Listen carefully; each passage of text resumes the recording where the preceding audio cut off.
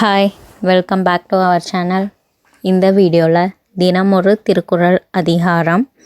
இன்றைக்கி நம்ம பார்க்க போகிற அதிகாரம் கூடா ஒழுக்கம். கூடா ஒழுக்கம் 28வது அதிகாரமாக இருக்குது. பால் அறத்துப்பால் இயல் துறவறவியல். குறள் தொடங்கும் எண் 271 தொடங்கி 280 முடியுது. இது ஸ்கூல் புக்கில் 8th நியூ புக்கில் இருக்குது. கூடா ஒழுக்கம்னா ஒரு வஞ்சக எண்ணம் ஆர் வஞ்சக மனத்தோடு இருக்கிறது, ஒரு செல்வம் இல்லை உயர்நிலையினால் ஒரு மமதையாக இருக்கிறது. அப்புறம் துறவறவியலுக்கு துறவறவியலுக்கு இல்லாமல் செயல்படுறத பற்றி இந்த அதிகாரம் சொல்லுது. ஓகே, குறள்கள் பார்க்கலாம். முதல் குறள். வஞ்ச மனத்தான் படிற்று ஒழுக்கம் பூதங்கள் 5 அகத்தே நகும். விளக்கம். வஞ்சமனமுடையவனது பொய்யொழுக்கத்தை அவனுடைய உடம்பில் கலந்து நிற்கும் 5 பூதங்களும் கண்டு தம்முள் சிரிக்கும். அடுத்து. வானுயர் தோற்றம் எவன் செய்யும் தன் நெஞ்சம் தானறி குற்றப்படின். விளக்கம். தன் மனம்தான் அறிந்த குற்றத்தில் தங்குமானால் வானத்தை போல் உயர்ந்துள்ள தவக்கோலம் ஒருவனுக்கு என்ன பயன் செய்யும்? அடுத்து. வழியில் நிலைமையான் வள்ளுருவம் பெற்ற புலியின் தோல் போர்த்து மேய்ந்தற்று. விளக்கம். மனத்தை அடக்கும் வல்லமை இல்லாதவன் மேற்கொண்ட வலிய தவக்கோலம் புலியின் தோலை போர்த்தி கொண்டு பயிரை பசு மேய்ந்தார் போன்றது. ஸ்கூல் புக்கில் இந்த அதிகாரம் ரிலேட்டடாக ரெண்டு குறள் மட்டும்தான் கொடுத்துருக்காங்க. அதில் இது ஒரு குறள். இதுக்கு அணி என்னென்னா இல்பொருள் ஓமை அணி. இல்பொருள் ஓமை அணினா இல்லாததை சொல்கிறது. எங்காச்சும் பசுவுக்கு புலித்தோல் இருக்குமா? இல்லை. அதனால இது இல்பொருள் ஓமை அணின்னு சொல்கிறோம். ஓகே, விளக்கம். அடுத்த குறள்.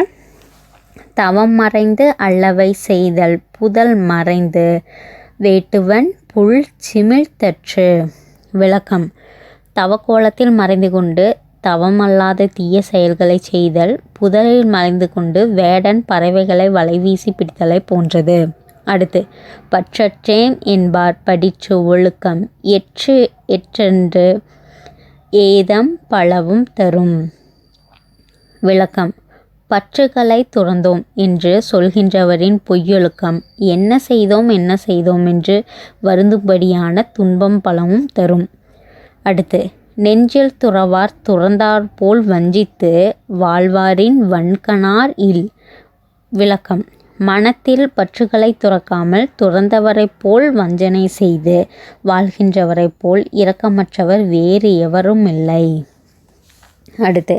புறம் குன்றி கண்டனையரேனும் அகம் குன்றி மூக்கில் கரியார் உடைத்து. விளக்கம்.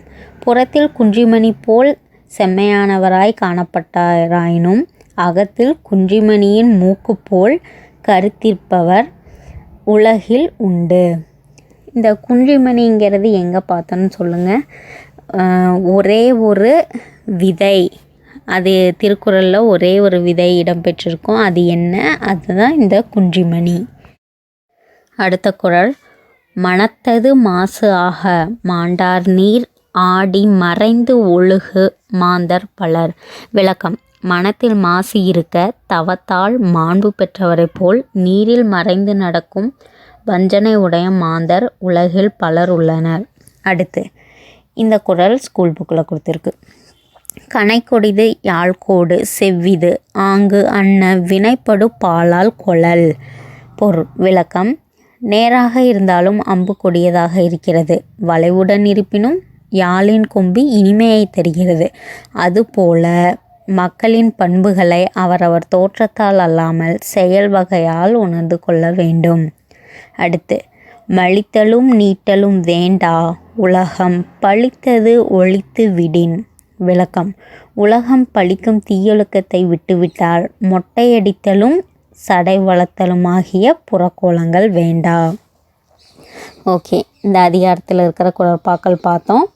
இப்போது புக் பேக் கொஸ்டின்ஸில் இது ரிலேட்டடாக என்ன கொஸ்டின்ஸ் இருக்குன்னு பார்க்கலாம்.